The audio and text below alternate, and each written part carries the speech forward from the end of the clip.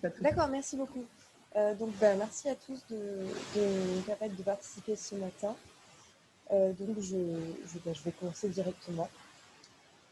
Contrairement au canon de la science-fiction, l'écriture lovecraftienne n'est pas un espace de déploiement des possibilités techniques de l'espèce humaine, du point de vue de ses expériences pratiques ou de son imaginaire à visée spéculative. Inscrivons tout de suite cette intervention sous le portique marmoréen de Kant, où brûlent en lettres de feu les questions « Que puis-je savoir ? Que dois-je faire ? Que m'est-il permis d'espérer ?» Si ce portique, c'est-à-dire Kant revenu des souterrains de Königsberg, s'animait de lui-même et pouvait gronder sa propre synthèse, nous l'entendrions rugir la dernière question qu'il a rajoutée par la suite « Qu'est-ce que l'homme ?» J'y reviens. L'espace Lovecraftien est par définition et du point de vue qui nous occupe aujourd'hui un espace de négation. Les entités antagonistes qui peuplent la nébuleuse narrative de Lovecraft incarnent tour à tour le principe de l'antithéologie du pas et le fantasme. Oui. Vous pourriez parler un petit peu plus fort, s'il vous plaît, comme on avait prévu. Oui, tout à fait. Alors pourtant, je parle très fort. Je ne sais pas si c'est... D'accord, je vais vraiment crier. Ok. Merci, c'est gentil.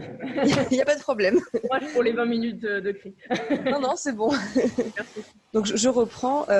Les entités antagonistes qui peuplent la nébuleuse narrative de Lovecraft incarnent tour à tour le principe de l'antithéologie d'une part et le fantasme le plus abouti de l'imaginaire de la science-fiction d'autre part.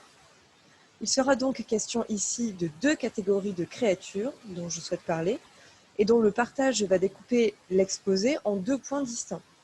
D'une part, des entités destructrices constituées de ce qu'on appelle les anciens dieux et les grands anciens dans l'œuvre, voués à incarner les avatars d'une antithéologie.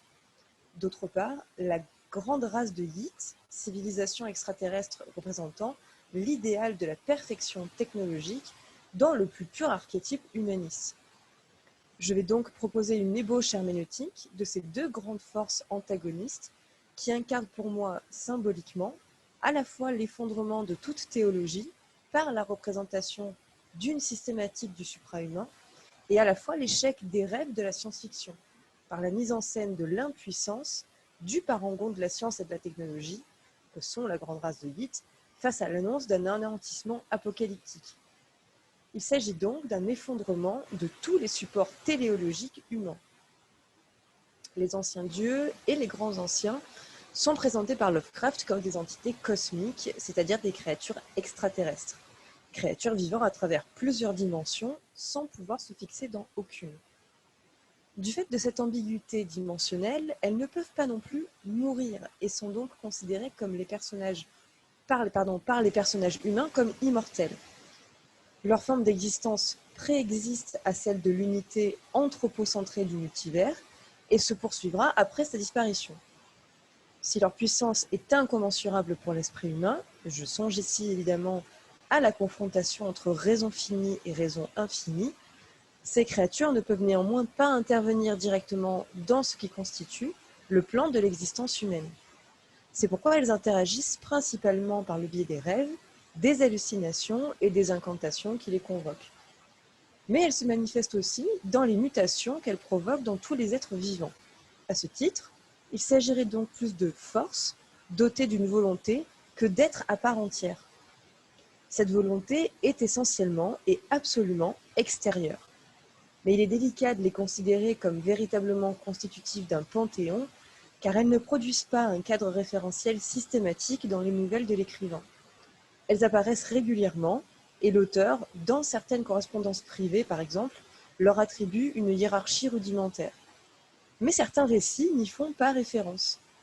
Lorsqu'elles sont mentionnées à travers des incantations de personnages ou au moyen d'un rôle, à proprement parler dans l'économie narrative d'une nouvelle, ces entités cosmiques rappellent souvent des figurations mythologiques ou bibliques croisant entre elles plusieurs influences. Le plus célèbre des grands anciens est sans aucun doute Cthulhu. Il s'agit d'une entité colossale aux allures vaguement humanoïdes. Il possède des bras et des jambes, c'est à peu près tout ce qu'on peut lui concéder, doté d'une tête céphalopoïde et d'une paire d'ailes membraneuses. Supposé dormir depuis un nombre incalculable d'éons dans Riley, sa cité engloutie au fond du Pacifique, il surgit brutalement à l'air libre dans la nouvelle The Call of Cthulhu de 1928, et le seul fait de le contempler anéantit l'équipage du navire qui passait par là. La nouvelle révèle par la suite que les visions de cette créature ont appelé tout un tas d'esprits humains particulièrement disposés aux stimulations extrasensorielles et tous rendus fous. Un autre exemple serait Dagon, entité elle aussi sous-marine qui gouverne la cité de Einatley, peuplée de créatures amphibiennes monstrueuses. Ces dernières recherchent au profit de leur maître le commerce des hommes en les attirant par la promesse de richesses matérielles afin de provoquer des hybridations entre leur peuple et le genre humain. Notons au passage qu'un dieu sémitique antagoniste affilié aux Philistins existe dans l'Ancien Testament sous le nom de Dagon. Et on rencontre également dans plusieurs nouvelles les anciens dieux Yog-Sothoth, Nyarlathotep le messager, ou encore Shub-Niggurath, le bouc noir aux 1000 chevreaux, qui préside à divers cultes de sorcellerie, au sacrifice humain et au voyage interdimensionnel.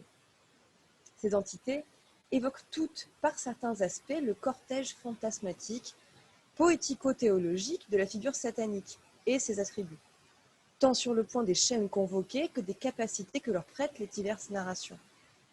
On remarque qu'un très grand nombre de noms propres empruntent à différentes consonances mythologiques, qu'elles soient égyptiennes, hébraïques, aztèques ou encore grecques.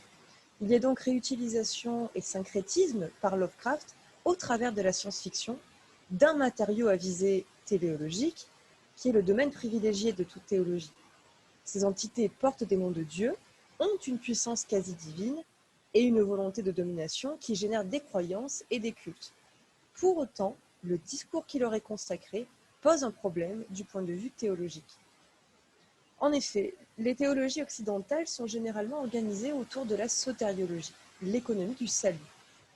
De là, toute la finalité de l'être s'emboîte dans une dialectique de la coïncidence avec l'intention de l'être avec un grand E, c'est-à-dire Dieu, ce que Kant formalise notamment dans l'impératif catégorique, supposant de chacun qu'il agisse de sorte que la maxime de son action puisse être érigée en loi universelle de la nature.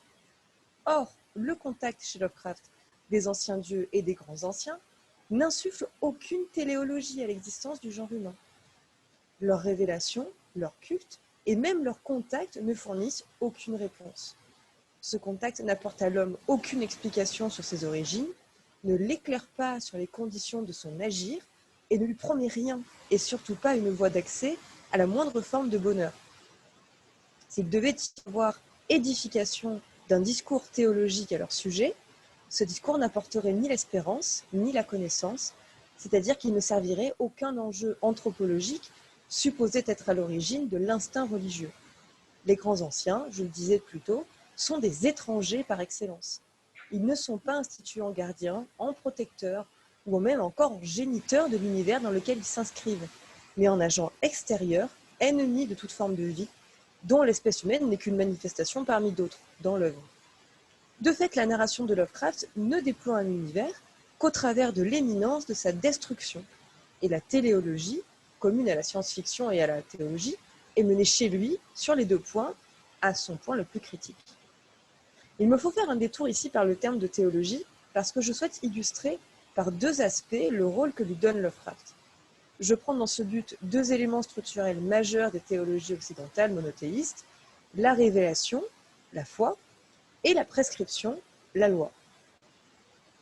Du point de vue de la révélation, dans les trois monothéismes issus de l'héritage sémitique, le principe de la révélation consiste en l'annonce d'une vérité dissimulée qui est toujours promesse d'espérance et de salut, pour peu que le sujet se conforme aux prescriptions données par le discours théologique. Dans le cadre de l'univers Lovecraftien, il est bien question d'une grande révélation, dissimulée, entourée d'un grand mystère qui est livré par petites touches au fil des nouvelles. On retrouve également jusqu'au principe de la gnose, dont la quête de savoir dessert chez Lovecraft directement tout accès à la pureté de l'expérience transcendante. Pour les protagonistes de ces récits, cette quête de la révélation se donne souvent sous la forme d'une enquête, parfois même d'une enquête policière. Pour le lecteur, elle s'apparente bien plus à l'expérience d'une initiation gnostique. En témoigne même peut-être l'engouement parfois fanatique des différentes générations de lecteurs focalisés autour du livre des révélations Lovecraftiens, sur lequel je reviens dans quelques minutes, le Necronomicon. Ici, deux mentions s'imposent pour clarifier encore le propos. D'abord, l'initiation gnostique est un terme général et renvoie à une certaine pratique, d'un certain judaïsme hellénisé dont une certaine branche a pu permettre l'émergence spécifique du christianisme. La gnose est une tradition religieuse qui nuance l'importance de l'obéissance à la loi mosaïque et entraîne le fidèle à la rechercher la lumière intérieure, c'est-à-dire son lien propre et direct à Dieu, lien propre et direct par et dans sa connaissance des vérités du monde, par exemple chez Plotin. La pratique gnostique a survécu dans certains mouvements religieux souterrains, comme l'apocalyptique juive, qui rejaillit en Europe au XVIe siècle lors du retour de la magie énochéenne, du nom d'Enoch, l'arrière-grand-père de Noé et de son livre, le livre d'Enoch, considéré comme apocryphe par le canon juif. 3 siècles après, et dans une culture qui est désormais spiritualisée par la résurgence de la quête de la terre promise, cette fois offerte à une piété protestante qui a investi les grands espaces américains, on trouve chez Lovecraft la prépondérance d'un écho littéraire du motif du livre, d'une révélation ésotérique. Le Necronomicon dont je parlais tantôt est de ce point de vue un objet de fiction, mais qui polarisa les attentions, les fantasmes et la quête de savoir des lecteurs. L'excitation véritable de la communauté de lecteurs de Lovecraft qu'a suscité ce livre secret n'est pas sans rappeler l'activité religieuse de certaines communautés, qui par le rituel et la variation des récits ancestraux permettaient le prolongement et la revitalisation des énoncés fondateurs. En somme, par les échanges de correspondances, les forums qui sont devenus plus tard, avec la contemporanéisation, la nôtre, les forums internet, les revues sur le monde, les fanfictions, le réemploi dans les jeux vidéo et même dans les films, l'esprit de l'auteur contient et appelle à lui les esprits des lecteurs et produit sans cesse du nouveau sens, à l'instar du but commun à la science-fiction et à la théologie. Faire monde dans l'expérience ontogénétique qui soit à la fois esthétique et épistémologique.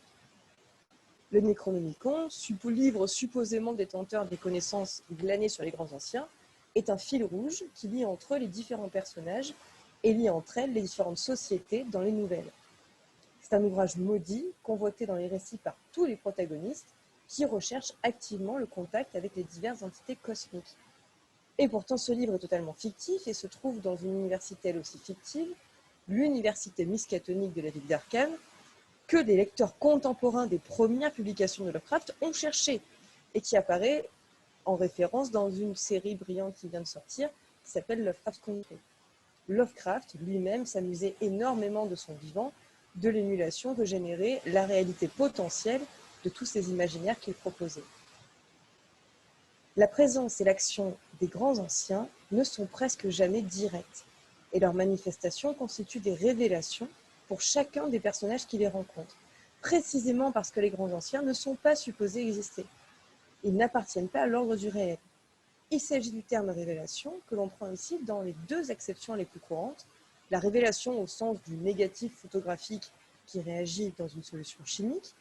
Lorsque l'image se révèle, elle se déclare à celui qui la regarde et apparaît, mais aussi la révélation au sens apocalyptique du terme, celui de la nouvelle, qui n'est plus ici évangélique, c'est-à-dire bonne, mais dans le sens contemporain et esthétique de l'apocalyptique. Dans l'univers Lovecraftien, il s'agit de la révélation de la fin des temps, l'espérance du salut en moins.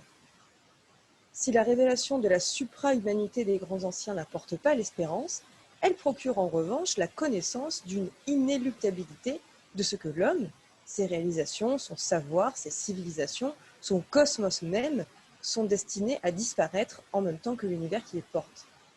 En ce sens, le contact avec les grands anciens replace brutalement l'homme dans une nouvelle échelle ontologique, et sa nouvelle position est celle de la plus parfaite insignifiance. Là où la théologie traditionnelle étudiait la signifiance et la particularité de la relation entre l'homme et le créateur. Ainsi arraché à un modèle anthropocentré, l'homme n'est plus qu'une créature sans créateur, c'est-à-dire sans dignité, assujetti à la conscience de sa propre finitude et à son anéantissement pur et simple par ces entités pourvues, quant à elles, d'une existence et d'une volonté infinie. On rejoint en un sens l'infini de Heidegger, l'ontologie comme un irrémédiable et indépassable souci. Ainsi, la problématique Lovecraftienne cristallise-t-elle la violence et l'angoisse du sujet fini au contact de ce qu'il y a d'horrifique dans l'expérience de la conscience infinie. Et l'auteur inverse-t-il la fonction canonique de la révélation, l'infini se faisant entité n'est plus divin, mais cosmique, et sa puissance, son éternité comme son incommensurabilité sont nécessairement malveillantes. J'en viens à la prescription. Intéressons-nous à présent au traitement réservé par Lovecraft à l'aspect prescriptif du discours théologique. Dans l'Ancien Testament et la Bible hébraïque, l'enseignement de Dieu est donné à Moïse par le biais des tables de la loi, il revient auprès des Hébreux avec le décalogue, et depuis, l'obéissance à ces lois conditionne le pacte d'alliance entre le peuple hébraïque et Dieu, par lequel ce peuple trouve son sens et sa destinée. L'observation de la notion de loi est donc au fondement du monothéisme juif et contient un lien ascendant allant des créatures à leur créateur. Les lois sont alors le vecteur de l'espérance et la condition du salut des fidèles du peuple élu. Dans l'univers narratif déployé par Lovecraft, le discours que l'on pourrait nommer théologique ne semble pas immédiatement prescriptif. Par exemple, ce terrible Necronomicon n'enjoint pas directement les lecteurs à vénérer les grands anciens ou encore à respecter des règles établies par eux. Ces différents cultes existent, il s'agit pour la plupart du temps d'une vénération spontanément induite par une fascination morbide ou directement par la peur de la destruction, ou bien encore par des personnages appliquant des formules nécessaires à l'obtention d'un avantage ou d'un pouvoir particulier dans une vision bien personnelle. Il existe bien sûr des exceptions, comme dans le cas du peuple amphibien que j'avais cité, adorateur de Dagon, qui existe des hommes souhaitant bénéficier de leur faveur, une hybridation et l'adhésion à un culte encadré par des serments, et en quelque sorte une profession de foi.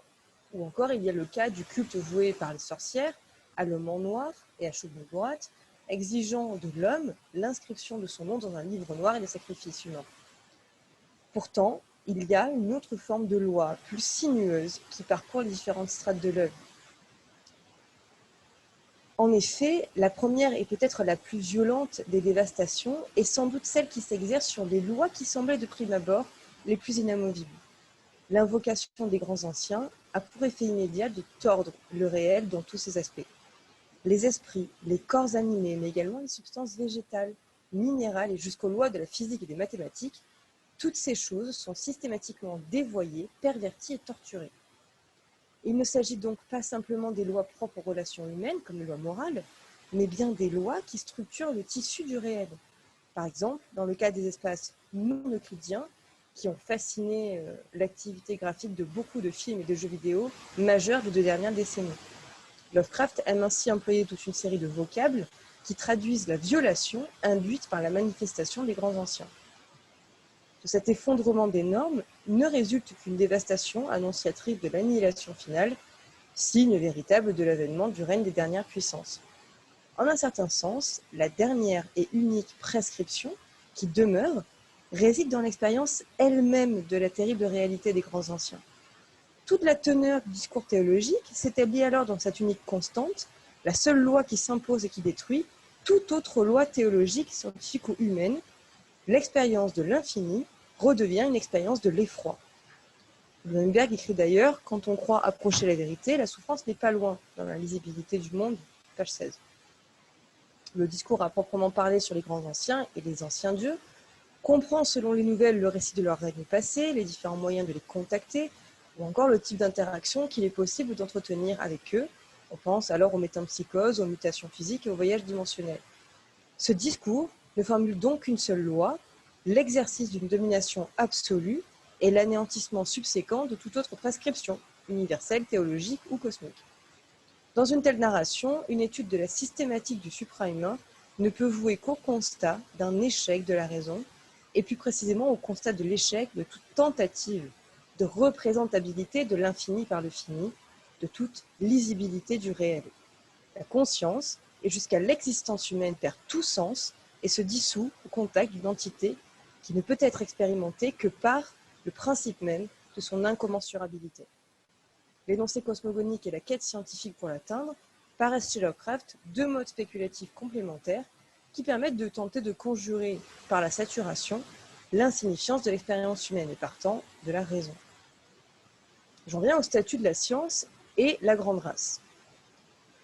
Venons-en maintenant aux antagonistes des grands anciens, pour peu que l'on se trouve dans le récit traditionnel de science-fiction. Ceux-là sont l'incarnation de la fantasmagorie de la science-fiction, telle qu'elle pouvait l'être à l'époque du contexte d'écriture de l'auteur. Pour autant, ces agents extraterrestres, eux aussi, ne sont pas véritablement les adversaires des grands anciens, et ils ne sont à tout le moins qu'une volonté d'opposition à leur puissance morbide. la grande race de Yit, ou grande race, est pratiquement omnisciente.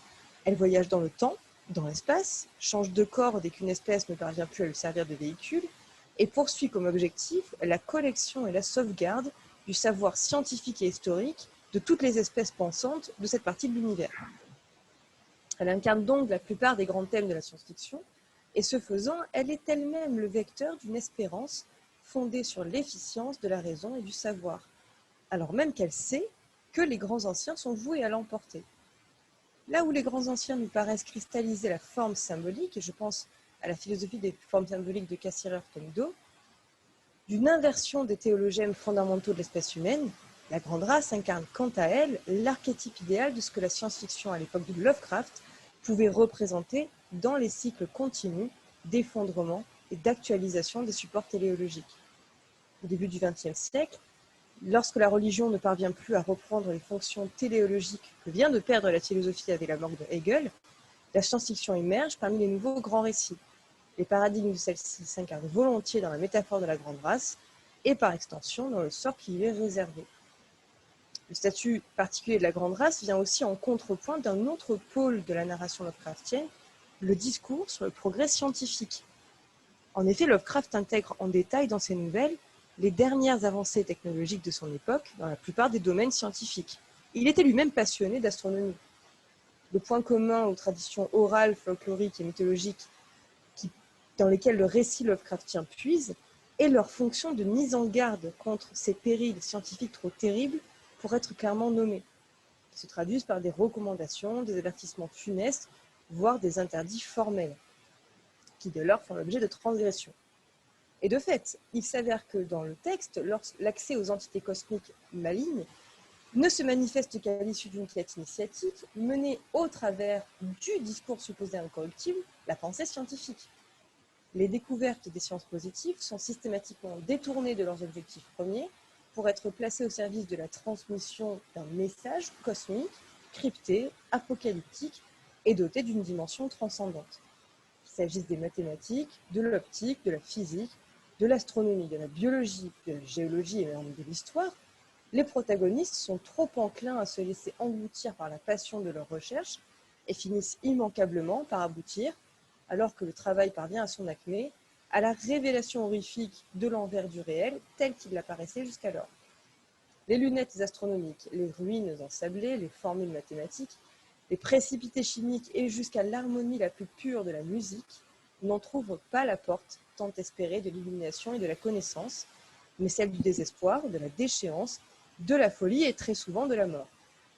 Dès lors, le développement de la science ne conduit pas dans l'univers Lovecraftien à une introspection théologique de l'homme sur lui-même, mais à son anéantissement métaphysique par la brutalité de l'altérité, Xénos, la plus absolue. Cette malédiction et cette vacuité théologique de la science n'est pas sans rappeler le sous-titre du roman de Mary Shelley, Frankenstein, le Prométhée moderne, qui lie mythe et sotériologie technologique, l'homme se substituant à Dieu dans l'acte de création de la vie. Mais Victor Frankenstein voit sa promise assassinée par la créature, qui, au terme d'une poursuite dans la glace, finit également par tuer son créateur. La synthèse opérée par la nouvelle de Shelley contient en germe l'immensité déployée par Lovecraft. Qu'il s'agisse du retournement ironique et iconique de l'ambition proto-théologique de l'homme, du drame et de l'échec de cette tentative, de l'anéantissement de l'œuvre du scientifique, ou enfin de l'inéluctabilité de la mort, partant du néant, ces quatre grands mouvements que nous proposons de montrer chez Lovecraft paraissent bien être partie prenante de sa science-fiction poétique. C'est sur ce point que la grande race conserve un rôle à part, puisque sa science ne la conduit pas à la funeste révélation. Contrairement aux hommes et supposément aux autres espèces pensantes, la grande race n'a jamais oublié l'existence des grands anciens. Elle a condamné les portes de leurs espaces dimensionnels, établi l'échéance prévisible de leur retour et organisé de la façon la plus efficace qui soit la collecte du savoir dans l'intervalle qui la sépare de cette défaite annoncée. Incarnant en quelque sorte le fantasme ultime d'une science purifiée de tous ses démons, la grande race ne bascule jamais dans la violence, et si elle se défend temporairement, elle ne mènera pas le dernier combat, préférant s'incliner et organiser la fuite collective de ses plus brillants esprits sur un autre plan d'existence. Car c'est dans la survie de cette mémoire collective, que résiderait chez Lovecraft l'affirmation d'une ultime téléologie. Ainsi, du dialogue entre la grande race et les grands anciens, qui se poursuit comme autant de confrontations par ellipse, au travers d'un genre humain complètement anecdotique, jaillit peut-être chez Lovecraft les points de tension extrême entre science et théologie, entre merveilleux matérialistes et mythologie, et qui tous concourent et le contournent pour donner du sens, ou le retirer, au fait de répondre à ces questions fondamentales que je nommais chez Kant. Qu'est-ce que l'homme ? Le portique ancien ne correspond pas chez Lovecraft à un énième énoncé spéculatif, mais plutôt à une mise en situation expérimentale à l'échelle cosmique. Pour reprendre une expression heureuse du romancier Milan Kundera, et l'étendre à un concept littéraire exploité par Deleuze et Guattari, le personnage Lovecraftien serait un personnage conceptuel, non plus de l'ego expérimental, mais de la finalité expérimentale, dans une herméneutique philosophique. Il nous paraît, poussé par la problématique qui nous invite à réfléchir aux intrications entre science-fiction et théologie aujourd'hui, que l'œuvre entière de Lovecraft pourrait bien sembler une expérimentation des points extrêmes des universaux dans les questions particulières kantiennes. Qu'il s'agisse de la science-fiction ou de la théologie, Lovecraft répondrait peut-être à « Que puis-je connaître vainement ? Que dois-je faire en vain ? Que m'est-il permis d'espérer ? Rien. Et enfin à la question « Qu'est-ce que l'homme ?» nous serions tentés de croire que Lovecraft n'aurait même pas pris la peine de répondre. Je vous remercie.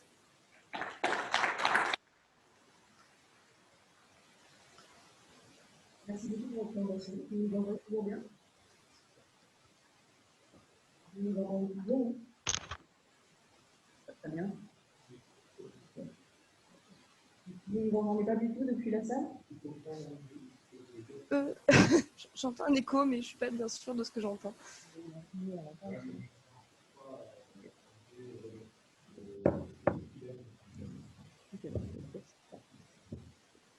nous entendez mieux avec ce micro ou pas? Ça n'a pas l'air de... On vous entend parler, mais moi, je n'entends pas les mots, j'entends juste les échos. C'est très Lovecraftien. Oui. Il faudrait, je crois, il faudrait que nos hôtes parlent dans un micro. Je pense, oui. Parce que c'est la... On parle dans le micro, justement. De toute manière, on va régler ça de notre côté en parallèle. On va vous demander une présentation tout simplement et on va régler ça pendant que vous présentez. Enfin, je vais régler ça à mon échelle. Du coup, maintenant, on va entendre Isabelle Rachel Casta, qui est professeure émérite à l'Université d'Artois au laboratoire Texte et Culture. Ses principales thématiques de recherche portent sur les littératures noires, fantastiques et criminelles, les cultures sérielles et la littérature young adulte de l'art fantastique. Elle prépare avec Paul Leton le volume 3 des séries policières chez Mineur Garnier et dirige actuellement un nouveau numéro de Cultural Express, Toujours sauver le passé, imaginaire et récits contemplatifs. Elle nous présente aujourd'hui une communication intitulée Une tour dans le ciel qui n'en est pas série. Alors, Castro, si vous avez entendu, je vous fais à vous, on vous entend très bien et on va essayer de régler le problème de micro de notre côté.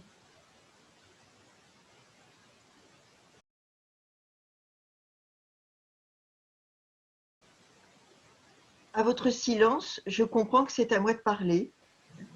J'ai un peu entendu quand même. Alors... Maintenant, il les guide.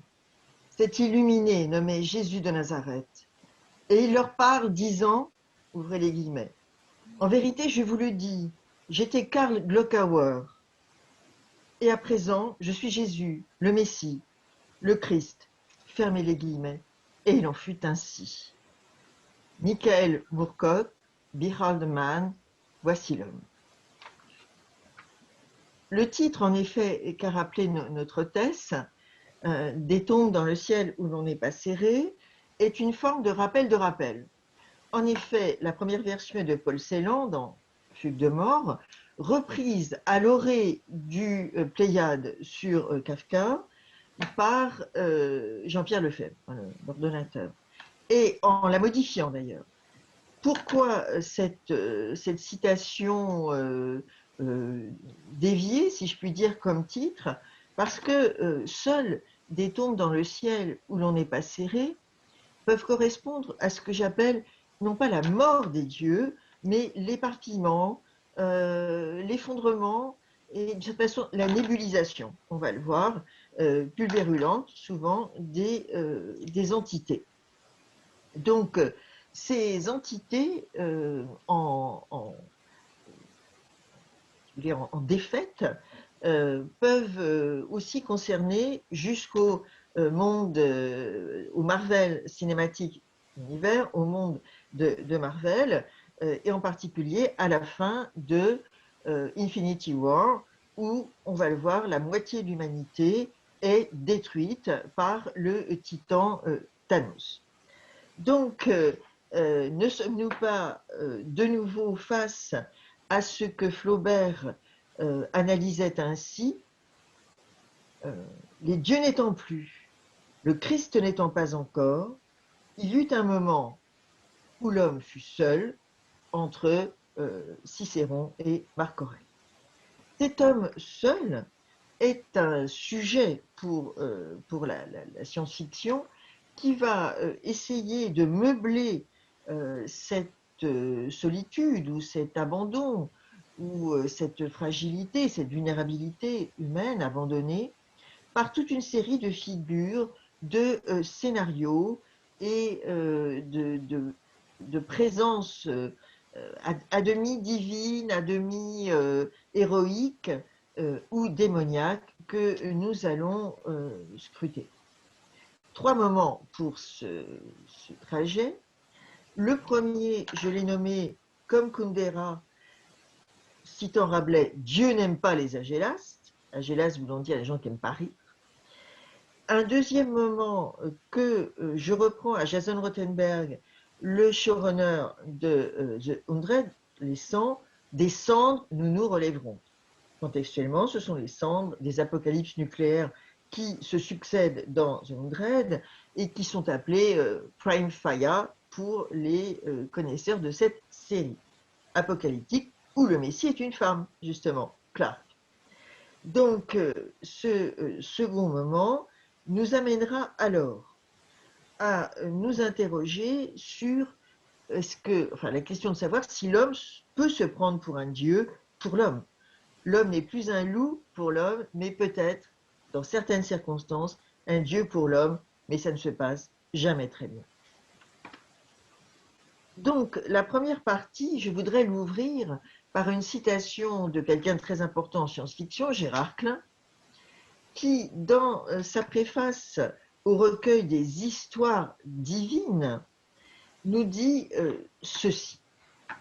À moins que notre univers soit le seul où soit apparue la théologie, parce que Dieu y est absence, alors que partout ailleurs, il est évidence. Cette définition peut-être un peu anémiée de ce marqueur anémiant de la théologie, qui est là parce que Dieu n'y est pas, d'une certaine façon, ou est moins, il y a un moins-disant de Dieu dans notre univers, m'amène immédiatement, dans ce début de première partie, à évoquer ces moments de dissolution que j'ai appelés de nébulisation, qui se succèdent dans les mondes de l'imaginaire.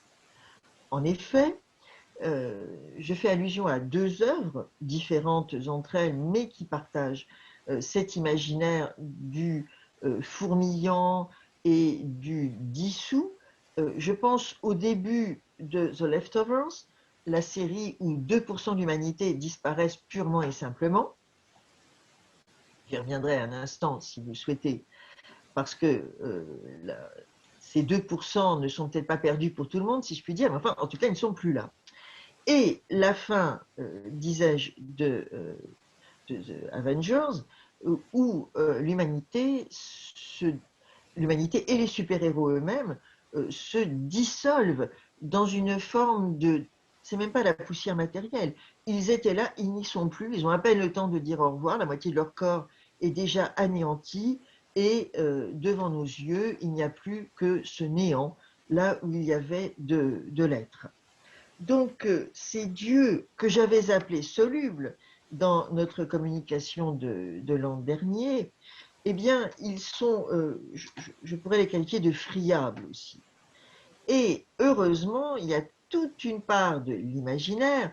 Anne Besson parlerait des pouvoirs de l'enchantement, qui, d'une certaine façon, viennent cautériser, viennent réparer par le sarcasme, le rire, le sourire aussi, ou parfois la mise en danger de certains scénarios, cet abandon de la transcendance ou de l'évidente relation entre les hommes et leur Dieu. Je ne sais pas si je mets un singulier ou un pluriel.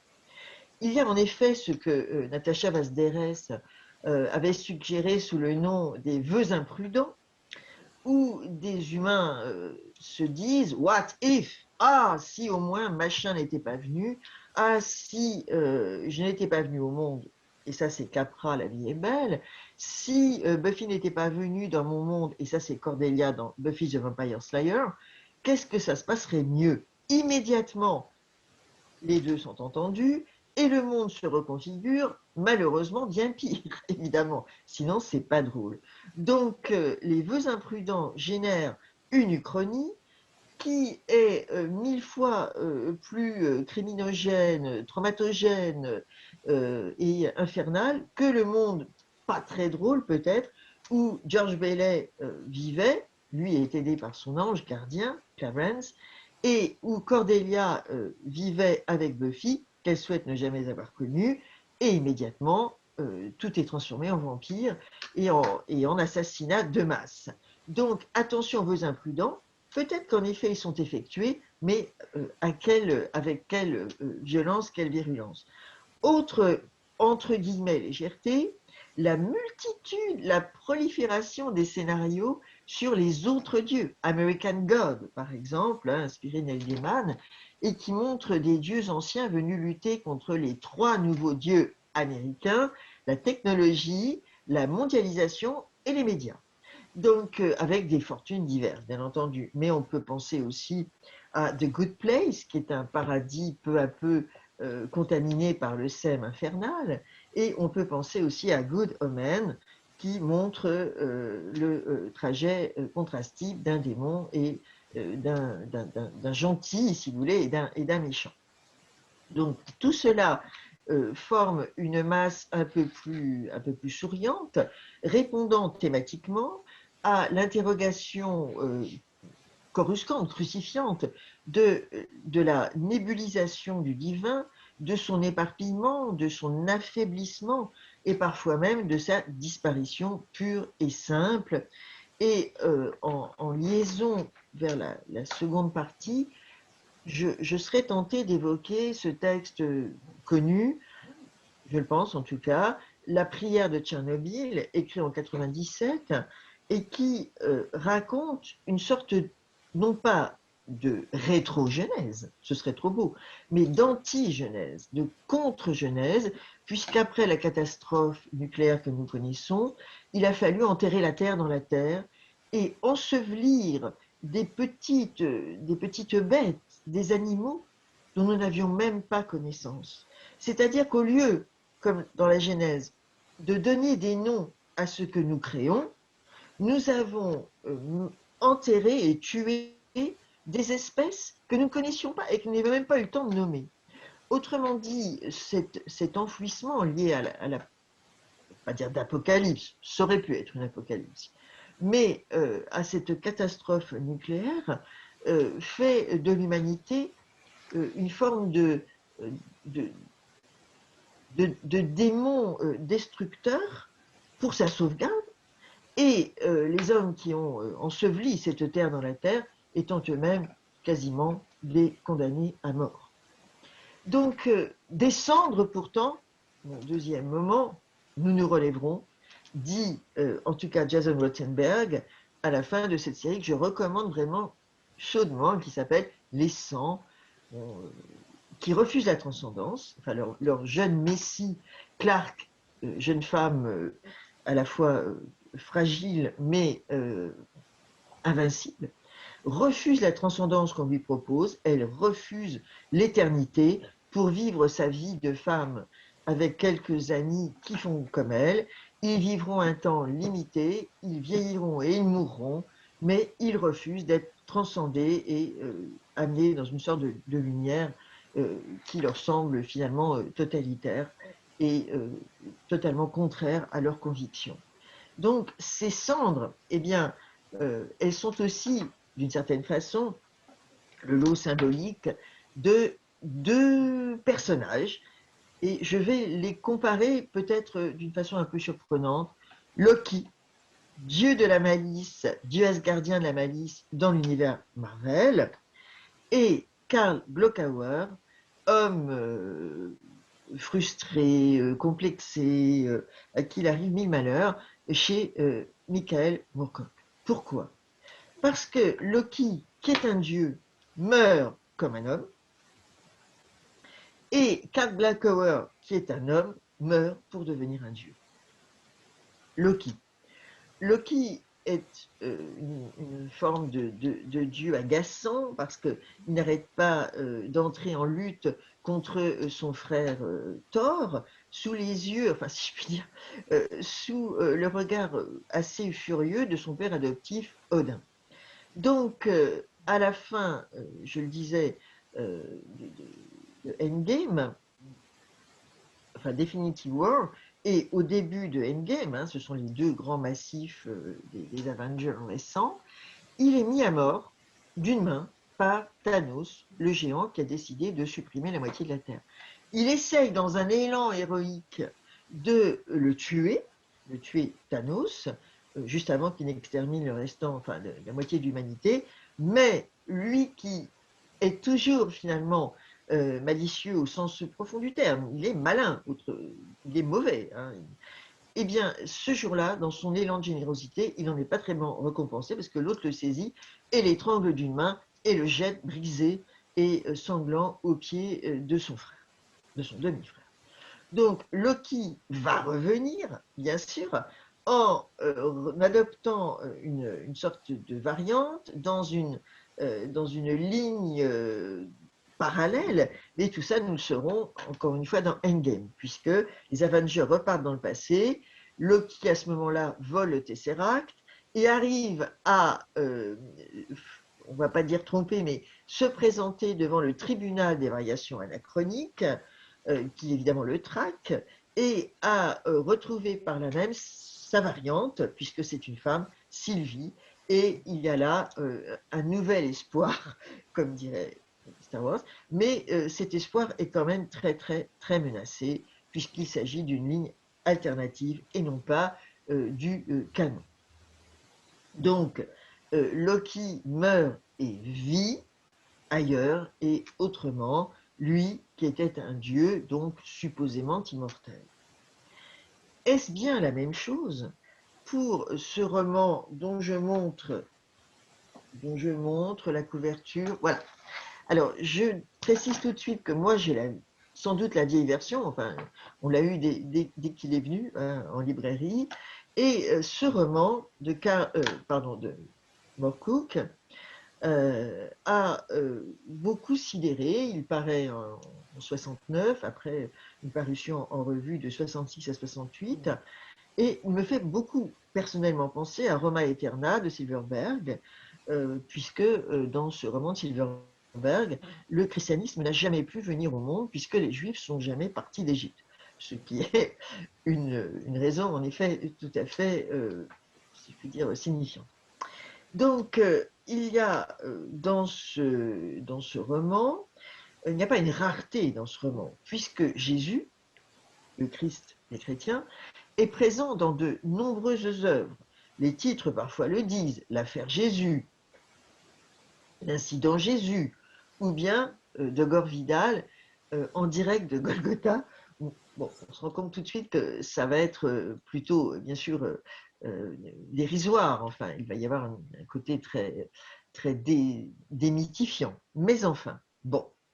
Karl Glöckauer, regardez bien ses initiales, G, pour un certain G, oui, pour un certain nombre de critiques, ce sont les initiales du nom de Carl Gustav Jung. Donc, est un homme, il est juif, même s'il est élevé chrétiennement, parce que c'est assez mystérieux à ce moment-là, va avoir l'occasion de retourner en Palestine en 28 après Jésus-Christ, c'est-à-dire au moment où commence le grand trajet du Christ.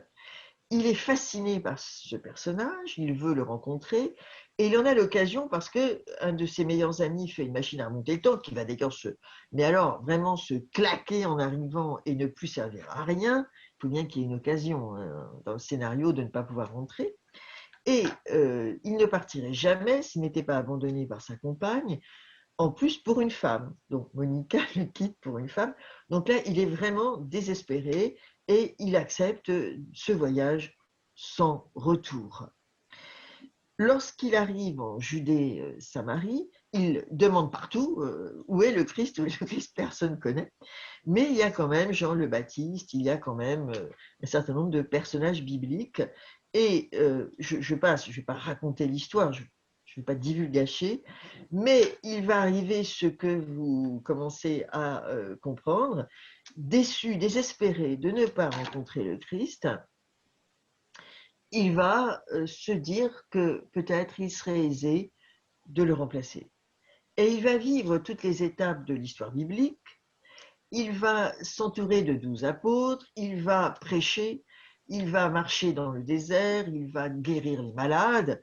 Autrement dit, il prend peu à peu la place de celui qui s'appelle, il donne ce nom en arrivant, hein, je suis l'Emmanuel, c'est-à-dire Dieu parmi vous, hein, je traduis littéralement, et cela va contribuer à la légende, parce qu'il sera crucifié.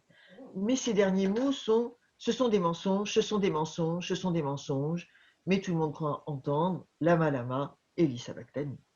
Donc la construction, mais vous allez voir ce que cela signifie pour nous, entre 15 paires de guillemets, la construction du mythe se fait avec un être médiocre, violé dans son enfance, par un homme bien sûr, mal à l'aise dans ses rapports avec les femmes, tout contribue à ce que Michael Moorcock présente des endroits, des moments scabreux, des petits secrets, on va dire, misérables, et la rencontre avec la famille de Jésus qui existe, mais qui est un débile, hein, se passe sous les auspices d'une union sexuelle avec Marie, qui est une forme de semi-prostituée, grassouillette, et lorsque Karl Glockauer, dans L'orgasme, lève les yeux, il voit s'afficher effectivement le fils débile, c'est-à-dire le Jésus bavant dans l'encadrement de la porte, et il se dit non, c'est pas possible, ça n'ira pas, je suis le Christ. Donc, vous le voyez, cette appropriation nous amène au troisième moment de mon propos, que j'ai appelé « L'homme peut-il être un Dieu pour l'homme ?» C'est le cas de Karl, d'une certaine façon, puisque si l'on y réfléchit, nous sommes la vaste uchronie de cette histoire. Puisque si Karl Glockauer n'a jamais remonté le temps, pas de christianisme. Donc, pas d'histoire, pas de légende, pas de croyance, pas de foi. C'est lui qui provoque l'histoire qui le fascinait étant enfant. Par son arrivée dans cette Judée-Samarie dépourvue de Messie, et c'est par son sacrifice, il n'y a pas tellement de choix finalement, il ne peut pas revenir, que tout recommence, que l'histoire va signifier et que le petit garçon Karl Glockauer, en 1950-60, va être fasciné par le Christ. Mais c'est lui. Bon. Donc vous voyez ces paradoxes terminaux, ces histoires tressées et retressées, qui m'amènent donc à ce troisième moment, l'homme, un Dieu pour l'homme. Et je ferai d'abord allusion, très rapidement, à un film qui s'appelle Le Tombeau. Film d'une qualité cinématographique certainement très moyenne, mais qui, il y a une vingtaine d'années maintenant, et qui montrait une jeune archéologue israélienne découvrant une sépulture qui certainement est celle du Christ, mais il est dedans. Donc le Vatican le sait, fait appel à un expert, hein, Matt Gutiérrez, le jésuite Matt Gutiérrez, qui arrive en Israël et qui rencontre la jeune femme et leur dialogue. Je passe sur le reste, bon, ce sont un petit peu à côté d'Indiana Jones quand même, et ils ont ce dialogue extraordinaire, elle lui disant, et alors qu'est-ce que ça peut faire S'il est là, cet homme, eh bien son message est formidable. Il a fait tout le bien qu'il pouvait et il a changé le monde, peu importe qu'il soit ressuscité. Et Matt Gutiérrez lui répond, mais si, tout est là. S'il n'est pas ressuscité, nous ne sommes rien, ça fait 2000 ans que nous nous mentons, il n'y a pas l'espoir de la résurrection, tout s'arrête là. Elle ne le comprend pas, il ne la comprend pas, mais ils ont beaucoup d'estime l'un pour l'autre, un peu plus peut-être. Donc ce film, encore une fois, bon, d'une valeur cinématographique moyenne, middlebrow dirais-je, amène directement au deuxième moment de ma troisième partie, c'est-à-dire la dystopie, enfin, l'Uchronie dystopique majeure. Je montre la couverture de Stephen King qui s'appelle 22-11-63. Dans ce roman, mais en fait, on connaît mieux la série, eh bien, on peut retourner dans le passé, et ce passé, c'est 1960. On peut, par un trou de verre au fond d'un placard, c'est le cas de le dire, retourner sauver Kennedy. Peut-on sauver Kennedy?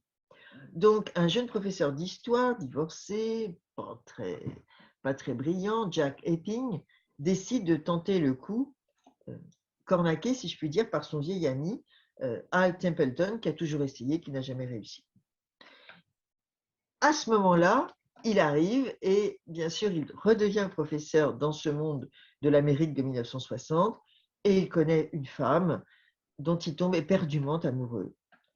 Et cette femme a 20 ans, enfin à 30 ans là-bas, bien sûr. S'il arrive à tuer Lee Harvey Oswald, il sauvera Kennedy. Dans un premier temps, c'est ce qu'il parvient à faire par de nombreuses, si je puis dire, de nombreuses mésaventures et anecdotes, mais Sadie, tel est le nom de la femme qu'il aime, meurt. Elle le savait d'ailleurs, elle avait bien deviné qu'elle allait mourir, qu'une des balles serait pour elle. Donc, à ce moment-là, lui se pose la question, il revient dans le présent, s'il repart une fois dans le passé, il anéantit tout.